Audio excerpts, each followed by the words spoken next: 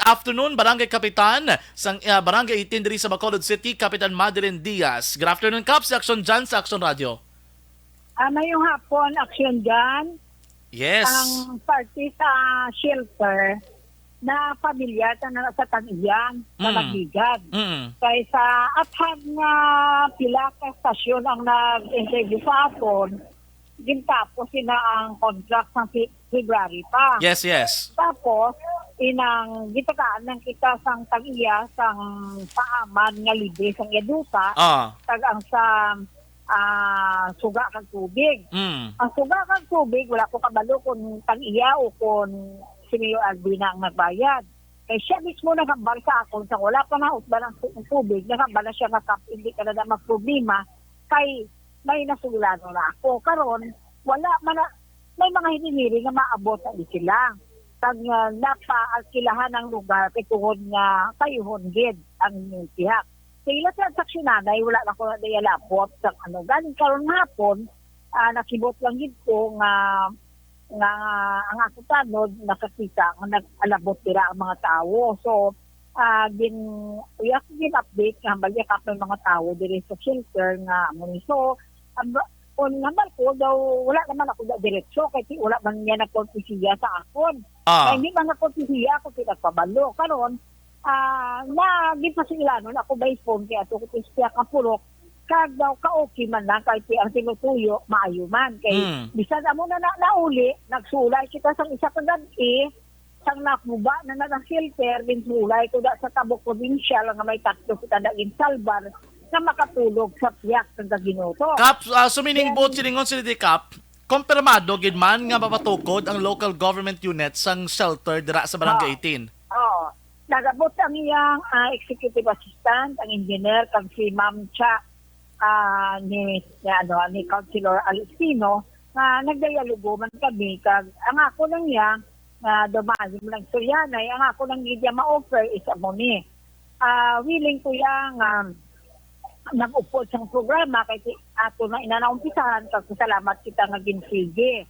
Kag nagpaibalo ako nga may ara kami na iyagit obra nga resolusyon sang 2020 March 8 nga mga voluntaryo namon, wala kami sang pagasukpon, hindi, wala sang nagatawag nga mga binansya dira or mag-ubra kami sa mahimuan kwarta kundi voluntaryo.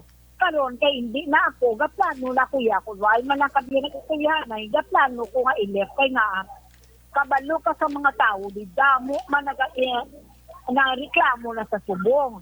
Kaysa una, watchers, mga nakasulod, subong, pasyente na gid kay amo niho.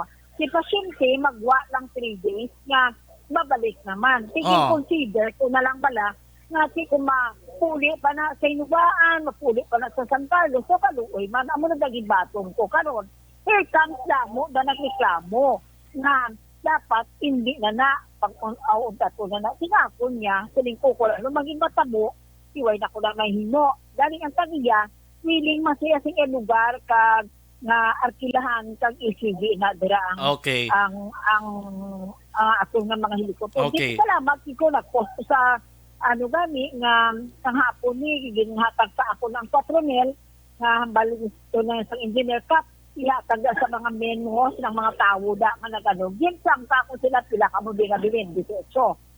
Din ang isa din pa balik ko po sa sa ila front ni Ma'am Cha sa kay Sir Walin, nagpapasalamat kay Mayor Albi na patidahon niyo na para na sa inyo nga bulig ni Mayor Albi. Kap, wait lang gid. So confirmed nga mabalik, mapatukod dira sa temporary shelter, pero this time ang ma-manage is the local government sa Bacolod. Ay kadua nga question, Kap, di ni sa ibutang digto sa daan gapon nga ginguba o kung may lain nga lugar? Dira gyapon kay mabelt sila bag-o. Okay. So dira man gyapon sa ginobrahan ng ligad to nga temporary shelter, mapatindog sa bagong nga temporary shelter ang LGU. So sila sa disenyo, ang gamit sa sulod i-provide man kay LGU do amo ng initial plan. Okay. And then Kap, ano may idea ka mo ano ning i-cater the same sa sistema sa inyo or Bacolod non lang? Ang pagkaibalugi dyan nila wala taga Bacolod.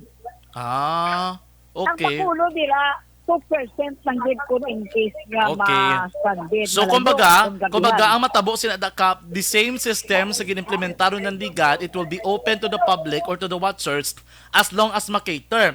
So kamo sa barangay kay nakap ginamban mo na. Ang barangay ng ligado medyo nagahingyo na nga untato ng pag-cater dira. Pero sa inyo nga panintugan gambal kamo nga padayunon bangod nga naintindihan kaya batsagan nyo ang sitwasyon sa publiko. So subong kap kamo sa barangay is pabor kag suportahan ninyo ang liwat kapag balik dira sa temporary shelter.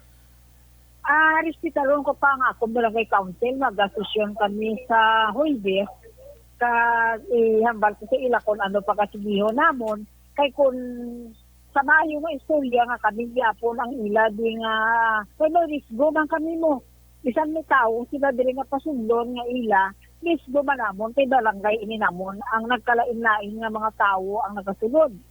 So may resolution kami sila nga ginhimo, kag nakabaluman to si Mount Cha kung ano ang mabulig sa barangay na within may control man kami kaya nagalag-in na ding mga tao magsulod Okay, sa oo. shelter. Oo, at least At no. pag ko, wala pa ina budget sa LGU kundi personal ni Mayor Albino Cuarta ang okay. pa sa butang niya dira. At least kap may plano Kaya para ba lang nga may Oo. mabalaan at doon nga at least ginagaan man ang igtalupangod yung mga watchers dra sa gwa sang ospital.